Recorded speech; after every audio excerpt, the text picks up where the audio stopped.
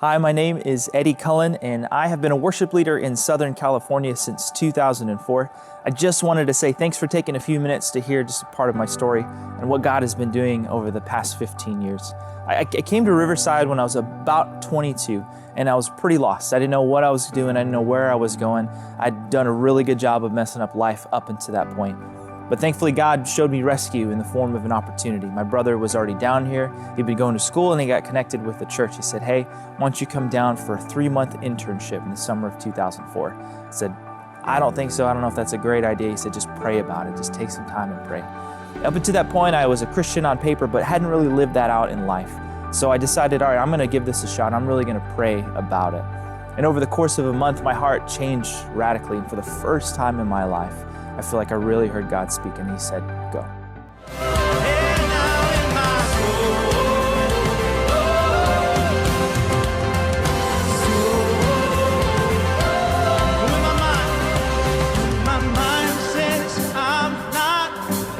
God says, every time, so we decide, I've decided I'm not giving up. You won't give up on me.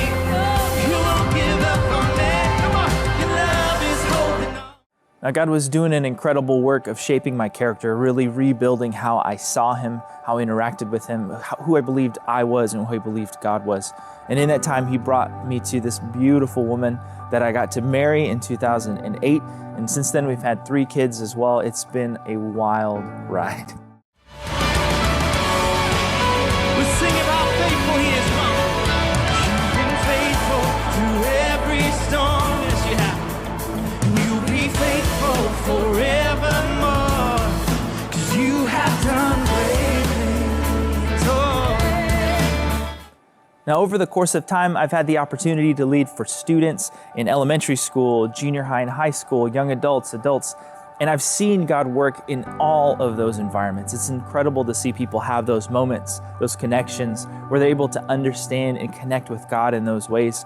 He's shaped all of these core values of who He is and what worship's supposed to be as I continue to grow and learn in that. But really, one of the biggest things that's been so vital, that's just ingrained in my DNA, is this value of authenticity, of being real.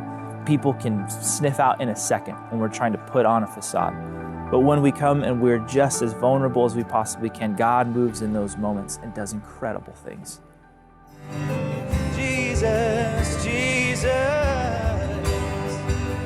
Jesus, the name above every other name. Oh, Jesus, the only one who could ever say, you are worthy of every breath we could ever breathe. We live for you. Oh, now we live for you, for you, for you. We sing. Oh. Throughout this entire time of discovering who God is, something that's been such a valuable and vital part of life for me has been songwriting. And it's been a love-hate relationship, to be honest. I love to songwrite, but I have not loved the songs that I've written up until just the last handful of years, where God made it really clear that it's about Him, it's for Him. It's just a means and a way for me to be able to sort of journal and chronicle what God is doing in life. And hopefully, if that's helpful for people to share with them, then that's great. But really just to be freed from all of the expectations that come from it and just understand this is a gift that I'm able to give back to the Father.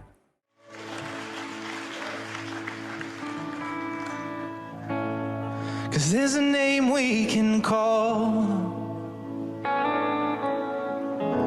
proven steady and true,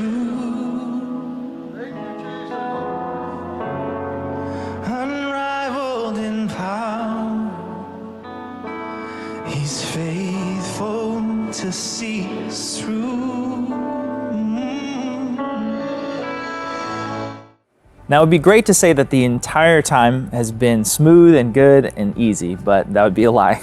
Ministry is really hard. It's been very difficult. It's had ups and downs. I would say for the majority of the time, it has been fantastic. It's been so good to see God fresh at work doing amazing things. But there's also been some really hard moments. And there's been a good period of time where I just felt stuck. I just felt trapped, kind of. I didn't know what it is that my heart yearned for. I didn't know how to communicate it. I didn't know how to find it. And I just felt lost. So I just cried out to God. I said, God, would you help me? Would you help me to understand what is going on inside so that I can move that out of the way and have this connection with you again? I just want you and nothing else, nothing else, nothing else will do. I just want you, nothing else, no, nothing else, nothing else will do. No, I just want you alone and nothing else, nothing else, nothing else will do. I just want you and nothing else. And once again, God provided rescue. This time it was in the form of counseling. I got to go and see a counselor for about 1.5 years and just process through so much of life. Really went back to losing my father at a young age at 19, to seeing just gaps and deficits and needs that I had and how I wasn't even aware of them. So I couldn't express them, I couldn't find them, I couldn't find fulfillment in them. Ultimately, realizing that God had been with me through it the entire time, and He was able to provide the things that I needed in ways that I couldn't even realize. It's been such a healing journey these last couple of years. It's been so freeing. I've seen God in such new and exciting ways.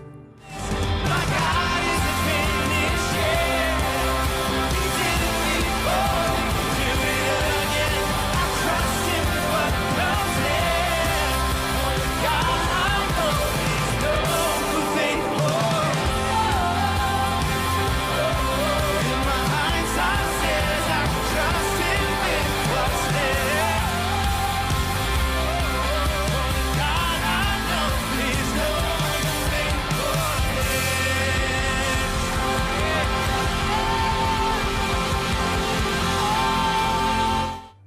And so we find ourselves here today. The last couple of years have been so freeing, so healing for myself. We've been in constant conversations with the leadership here at the church, and it just seems like this is the right time. This is the time for change, the time for transition. It's bittersweet, but my wife and I, our kids, we are so excited to join in with the work, with the invitation that God has next for us and our family.